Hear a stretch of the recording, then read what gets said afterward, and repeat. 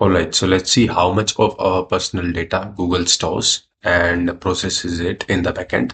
And we will search for download Google account data and go to the first link that describes all the process. And we will go to the directly second step, Google Takeout, and it will open another tab. And here you will have a list of total 60 nine services. I mean, total here are 70. So you can select all of the data that you want. So I will select this and all of I have selected that I want. So for demonstration purposes, I have selected all of them and I will select this also. And I will just deselect the Google Drive because I already have my all the data because the files I have directly access to them. But there are other services that directly don't show, like Google Fit, what data it is storing, what personal data it is storing in the backend. So we just need to export all this data.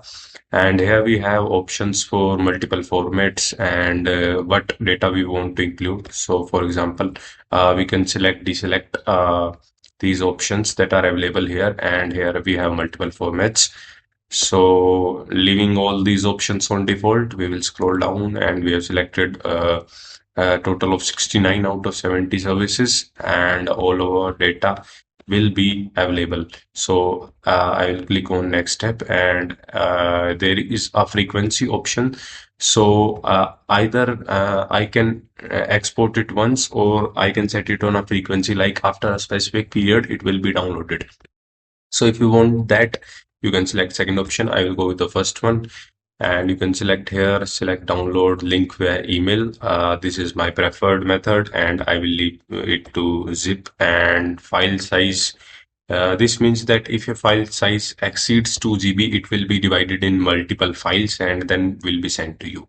So I will just select create export and it will say that it may take a few hours or a few days and we will receive email when we have completed a export. So previously I have created one export and here we have the mail from Google that our account data is ready to download. So I will just go here, manage our request, and I already told you that if that we have selected 2 GB, so our file size exceeded 2 GB, so it is being divided into multiple parts, and I will download individual part, and it is asking to verify the password.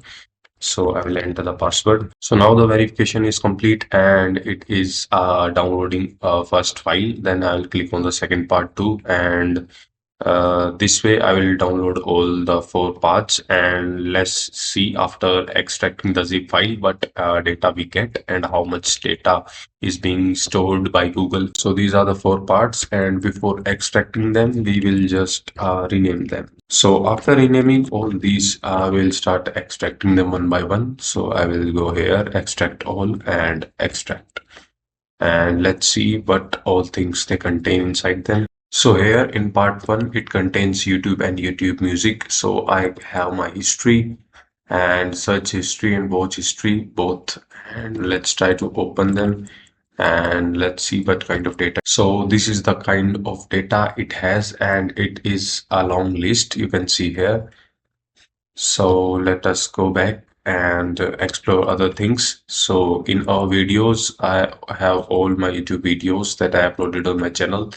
So, and I have my channels data. So this is all kind of settings, features, and images data that I have, and all the comments that I received on my YouTube channel, and live chats, playlist, and video metadata. So these I have video text, videos, video recording. So these are Excel files, and let's have a look at them. So this is the kind of metadata for all my videos, and let's go to part second. So same way I will extract it and let's see what the part 2 contains. So part 2 is basically the same folder because the file limit exceeded and it was given in another part. So let's go with the part 3 and extract it. So in the third part, we have a hell lot of data, and let's have a look at what kind of device data it stores.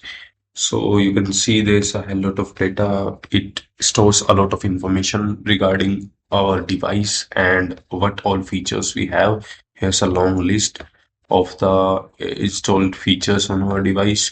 So you can see here, and we have software and security versions, network connectivity, even performance data, recent data of successful configurations, service connections, and this is even it shows recent failed configuration data, audit log, and let's have a look at other things. And we have Google chat data. These are different chat data and that it stores. And for the other services, we have Google Chrome, and all of the this data is being stored in Google servers. So even settings, even your dictionary, what keywords you type on the keyboard, and device informations, bookmarks, addresses, and more. OS settings. Let's open OS settings and let's open it. So here you can see it has some information and some is hidden, and this is a long list of all the data that Google has, and we still have one more part remaining, part 4, and it discover it stores what content I like, what I'm not interested in. So if I open the like content, then it shows different data that I have, and uh, if I go to not interested, then it has not interested content that I am having. So here you can have an idea of what kind of data is being stored and what is not. So let's open the fourth part also. And here's the fourth part. I will extract it. So in the fourth part, we have data from Google Photos, and apart from photos, we have some of these files that are user-generated memory tiles. Let's open this JSON file, and this is empty for my account because I didn't use this account much. And this was all about the data, the kind of data that private data that Google is storing in the background on their servers. And I hope you got an idea about this. So be careful before allowing all those consents on Google.